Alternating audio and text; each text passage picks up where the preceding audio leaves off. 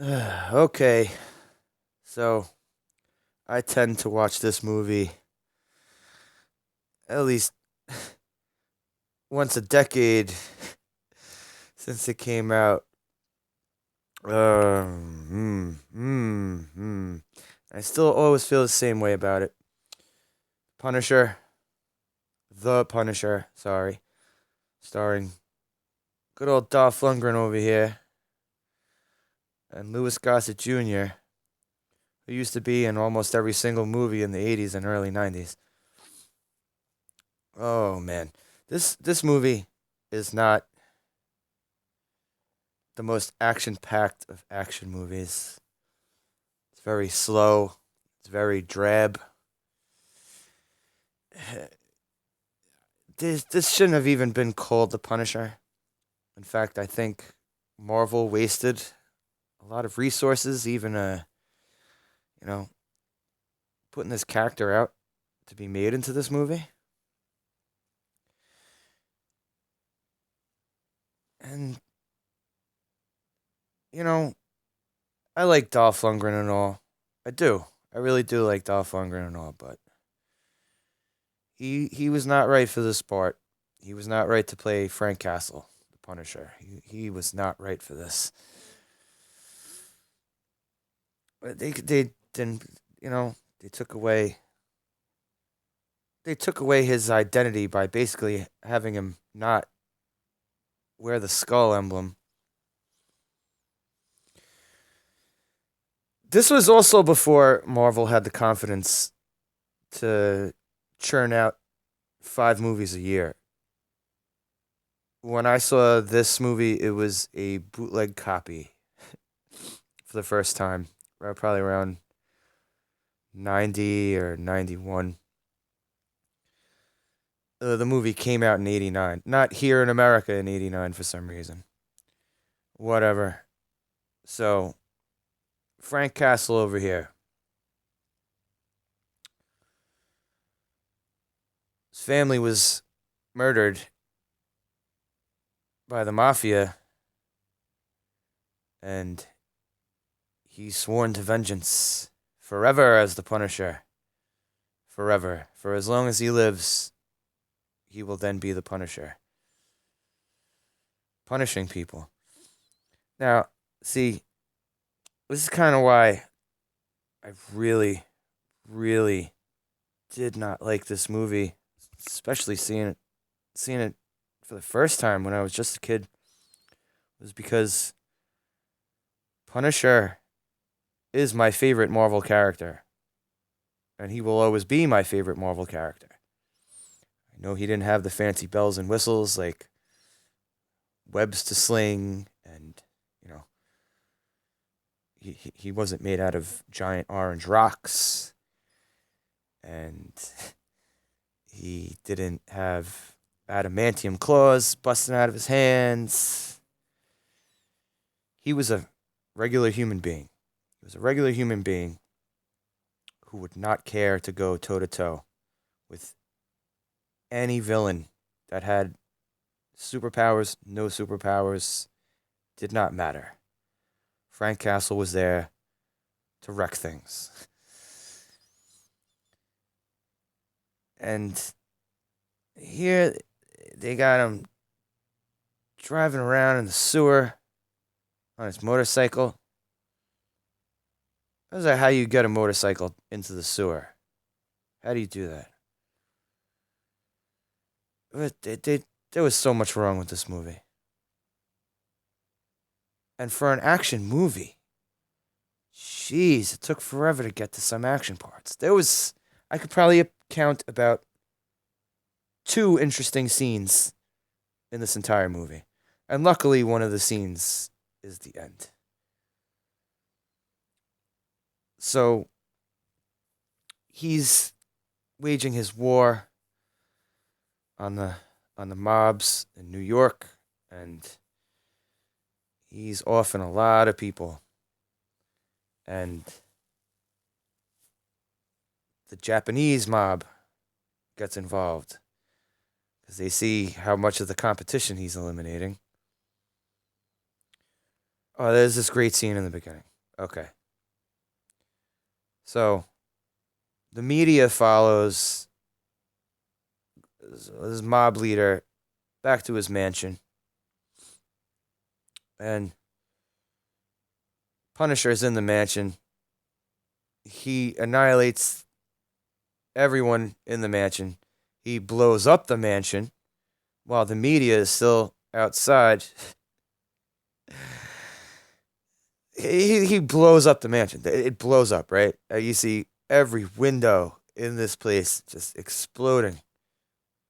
Whole place on fire. Media's there with their cameras and everything.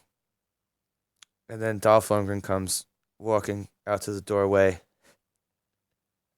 he apparently apparently Dolph Lundgren Punisher is explosion proof. And the media is like, "Oh, is that the Punisher?" No, no, it's the friggin' Tooth Fairy. Yeah, the Tooth Fairy just blew up this mobster's mansion. Right. Okay. So he goes on his rampage, killing mobsters. Japanese mob gets involved. The Japanese mob decides to kidnap all the children of the mafia families. Okay. All right. That's one way to get at them. Oh, Frank Castle gets arrested, rescuing the children. And there's all but one mafia child left behind, who Frank Castle did have a chance to rescue, by the way. But the kid got caught in the middle of a shootout. Anywho, the bigwig mob guy breaks Frank Castle out of jail. He forcefully makes him go into the Japanese mafia's headquarters, where they're just all in. They're all in. There's an elevator coming up to the Japanese mafia's headquarters, right? And they're all just there in their like ceremonial garbs. And they're just anyone can walk in there and just spray bullets into there. I guess that's not thinking ahead. The crazy lady running this outfit, Punisher, busting up these guys left and right.